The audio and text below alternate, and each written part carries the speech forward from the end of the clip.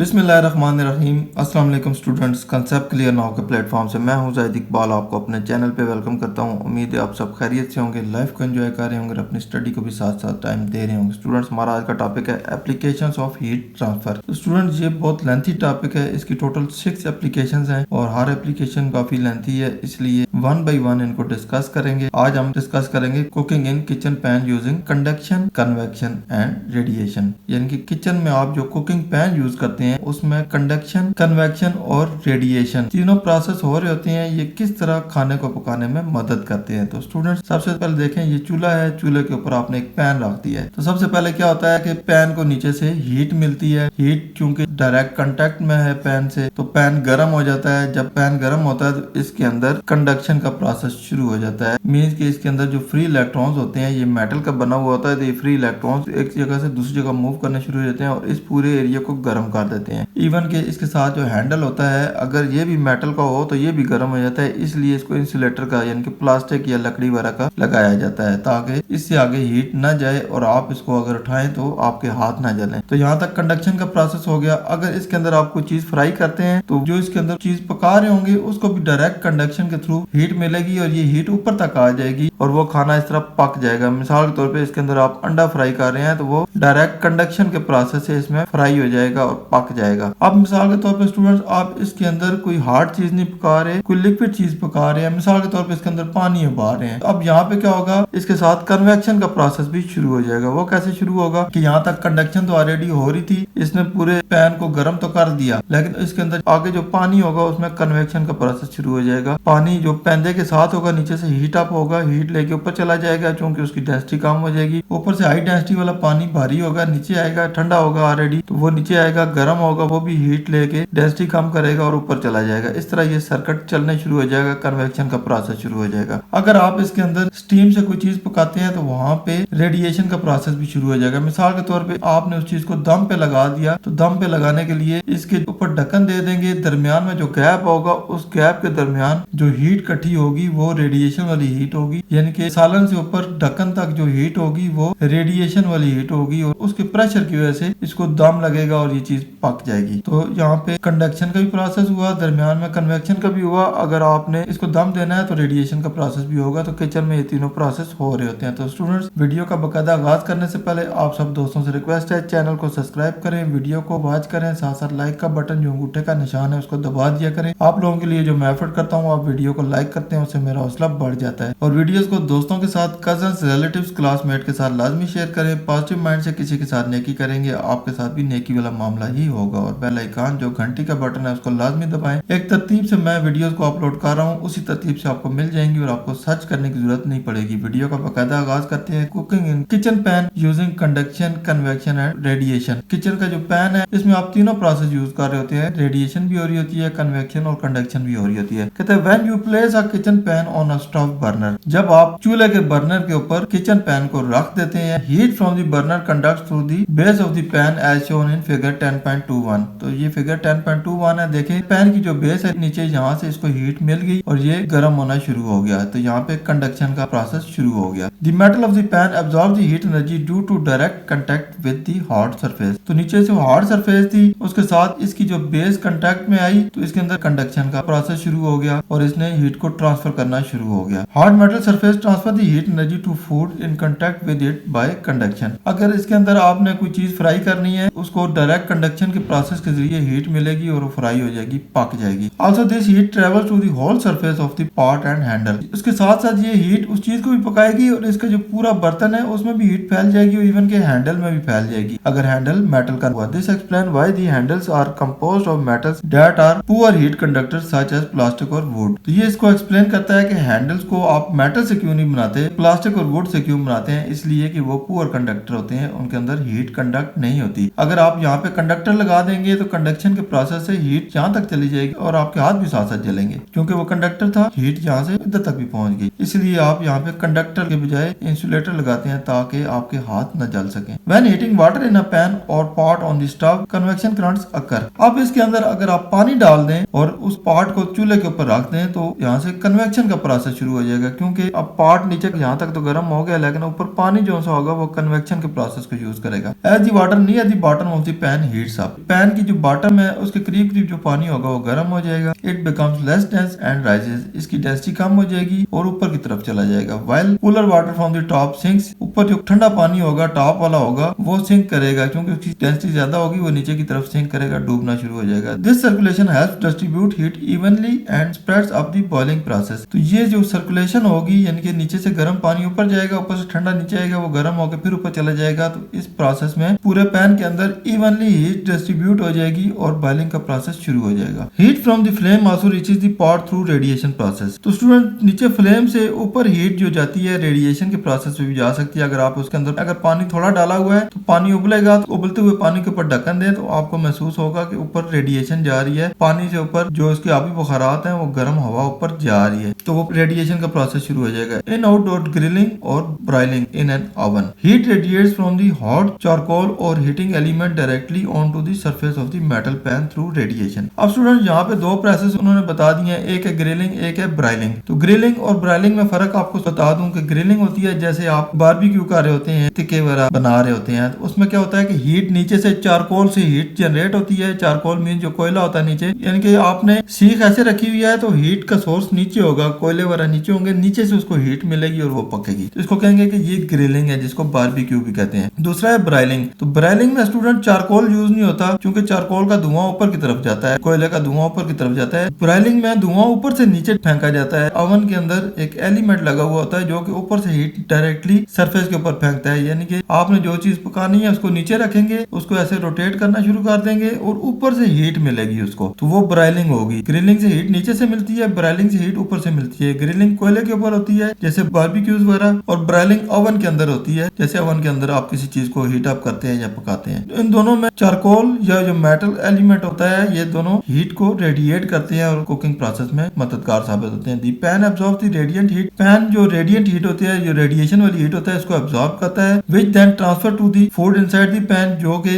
Pan के अंदर food है उसके अंदर ट्रांसफर हो जाती है। So the kitchen pans can use all heat transfer method for cooking as shown in figure 10.22। Figure 10.21 कर लें तो फिगर 10.21 में आपको पैन के अंदर तीनों प्रोसेस बता दिए गए हैं कि रेडिएशन, कन्वेक्शन और कंडक्शन तीनों प्रोसेस किस तरह हेल्प आउट होते हैं खाना पकाने के लिए। तो स्टूडेंट ये था हमारा आज का टॉपिक, जिसमें हमने cooking in kitchen pan using conduction, convection and radiation के बारे में पढ़ा। उम्मीद है आपके सारे कंसेप्ट क्लियर हो गए होंगे, बहुत कुछ सीखने को मिला होगा। वीडियो पसंद आए इसको लाइक, दोस्तों के साथ शेयर करें और जाहिद इकबाल को दुआ में याद रखें। इंशाल्लाह नेक्स्ट इन्फॉर्मेटिव वीडियो के साथ जल्दी आपकी खिदमत में हाजिर होऊंगा। तब तक इजाजत दीजिए, अल्लाह हाफिज।